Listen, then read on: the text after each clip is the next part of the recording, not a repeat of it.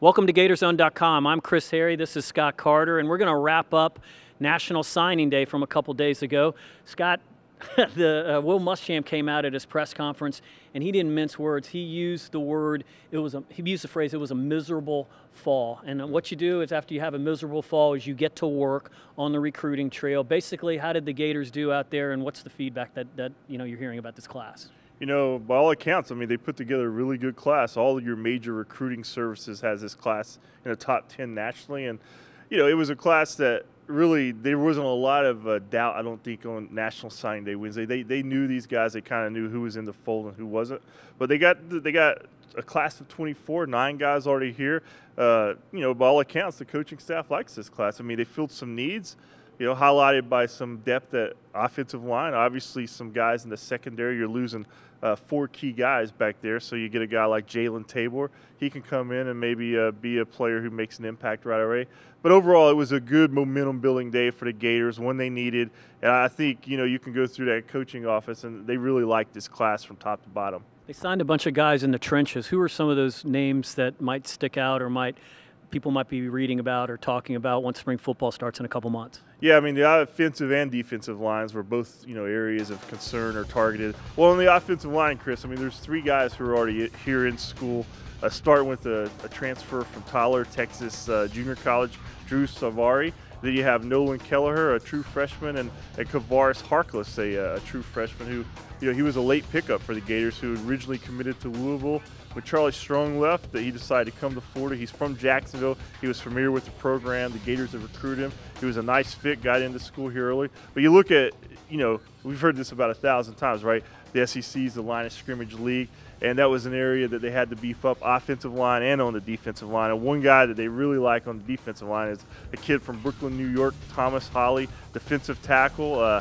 Just a really tremendous athlete. Also played basketball up at Abe Lincoln High. And like Muschamp said the other day, to play at that school, you have to have some basketball skill. You just don't get out there and on the court unless you're a really good basketball player. So they really like what this guy brings.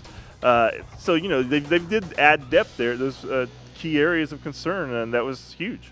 And one of the names that everyone's been talking about, obviously, is Will Grier, and he was a record-setting quarterback up in North Carolina, threw more than 800 yards in one game, but the Gators got a second quarterback on signing day. That was something of a surprise.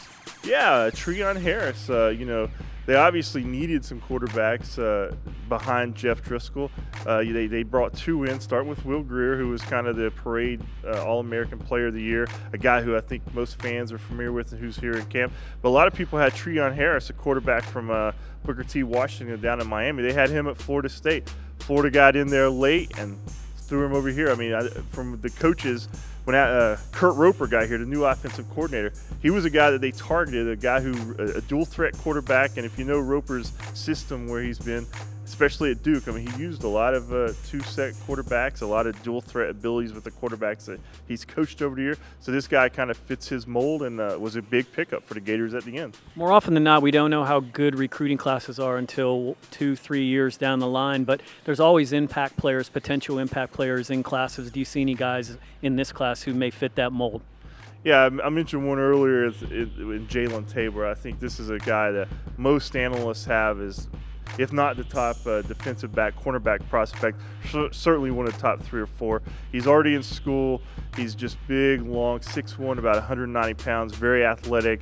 And the Gators are losing, obviously, Luchez Purifoy, Marcus Robertson, Jalen Watkins, and now Cody Riggs from the secondary. So Jalen Tabor is a guy who can come in and get some reps right away. And we saw that last year with Vernon Hargraves. I mean, he was a true freshman, and as the year went on, he got a lot better. I think Jalen Tabor can be another guy in that mix. And you might have a couple of really young corners, but a couple of really good corners.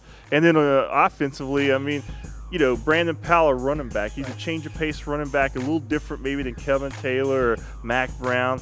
He's a guy who could get in there with Roper's more spread offense and maybe create some playing time for himself. And overall, it's just a class that there's a lot of guys who fit needs, and it's going to be really competitive during spring practice for the 9 guys who are here. And then when fall camp starts, and like Muschamp said earlier, I mean, they are coming off a 4-8 season, and when you do that, guess what? All jobs are open, and that's kind of the mentality that he wants every player on the team, including these young guys, just getting into the program to bring to camp.